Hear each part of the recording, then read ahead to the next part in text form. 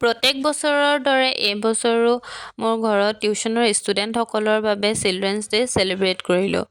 এয়া চাওক, সকলোৱে 13 তাৰিখে সন্ধিয়া নিজৰ নিজৰ কামত লাগি আছে আৰু মই ইয়াত বেলুনৰ ভিতৰত বেলুন এটা ভৰাই ধুনীয়াকৈ ফুলাই আছোঁ। এয়া চাওক, এটা বেলুনৰ ভিতৰত আনটো বেলুন সোমাই আছে। ষ্টুডেণ্টসকলে ফূৰ্তিতে ইমান ধুনীয়াকৈ চাওক বেলুনছখিনি লৈ খেলি আছে। আমি আটাইয়ে মিলি একেলগে খুব সুন্দৰকৈ ডেক'ৰেশ্যন কৰিলোঁ। তেওঁলোকৰ যিহেতু পিংক কালাৰ ফেভৰেট, গতিকে মই বেলুনছখিনিও পিংক কালাৰে আনিলোঁ।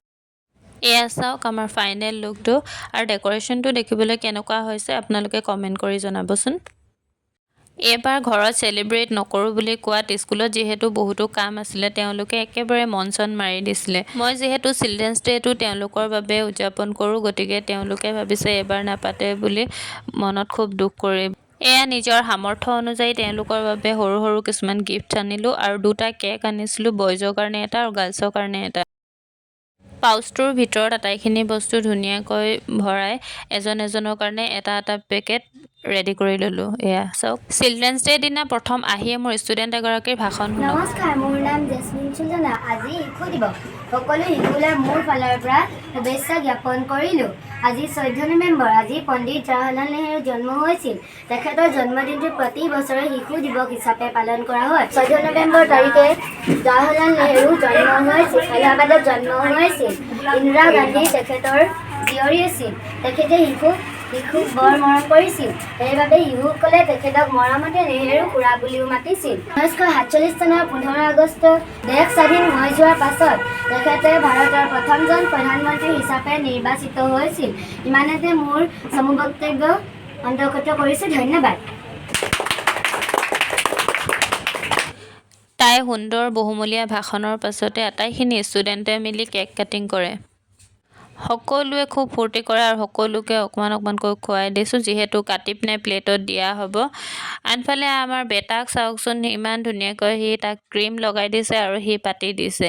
আমাৰ চিলড্ৰেন যিহেতু সিয়ে আটাইতকৈ সৰু, গতিকে সি খুব ফূৰ্তি পাইছে আৰু খুব ভাল পাইছে। বেলুনছ দেখি বাৰে বাৰে সি আগফালে আহি থাকে। এয়া চাওকচোন কিমান ধুনীয়াকৈ পাতি দিছে, একো সি আমনি কৰা নাইকিয়া। ষ্টুডেণ্টসকলেও খুব মন খুলি ফূৰ্তি কৰিছে, যিহেতু চিলড্ৰেনছ ডেটো তেওঁলোকৰে দিন হয়, গতিকে ময়ো একো বাধা দিয়া নাইকিয়া নিজৰ মন খুলি খুব ফূৰ্তি কৰিছে। চিলড্ৰেনছ ডে দিনটোৰ বাবে তেওঁলোকে বহুত হেঁপাহ কৰি থাকে, গতিকে ময়ো একো বাধা দিয়া নাইকিয়া। ইজনে সিজনে আইচিং লগাইছে, এয়া দেখিছে নহয় কিমান ফূৰ্তি কৰিছে, কিমান ভাল পাইছে। সেই গতিকে মই তেওঁলোকৰ বাবে চিলড্ৰেনছ ডে স্পেচিয়েল চেলিব্ৰেট কৰিব বিচাৰোঁ। পঢ়া লিখাৰ লগতে সমাজত সকলো দিশতে শিশুসকলে আগবাঢ়ি যাব লাগিব।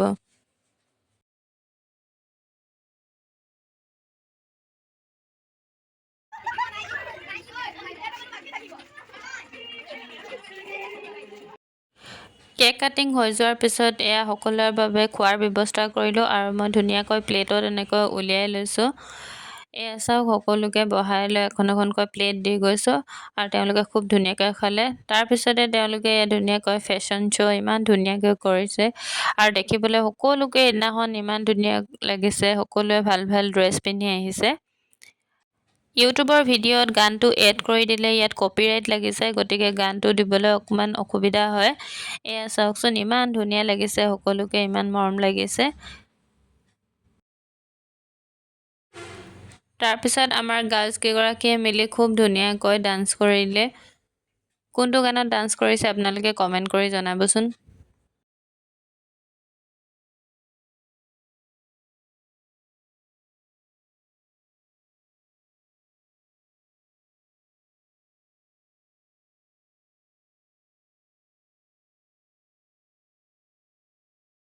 ষ্টুডেণ্টসকলে ডান্স কৰি খুব বেছি ভাল পায়, গতিকে তেওঁলোককো তেওঁলোকৰ পচন্দৰ গানবোৰ লগাই দিলোঁ আৰু নাচিবলৈ দিলোঁ। এয়া বয়জসকলেও খুব ধুনীয়াকৈ নাচি আছে। তাৰপিছতে মাহিৰা আৰু ৰিয়া ক্লাছ 2ৰ ষ্টুডেণ্ট, তেওঁলোক দুগৰাকীয়েও খুব ধুনীয়াকৈ ডান্স কৰিলে।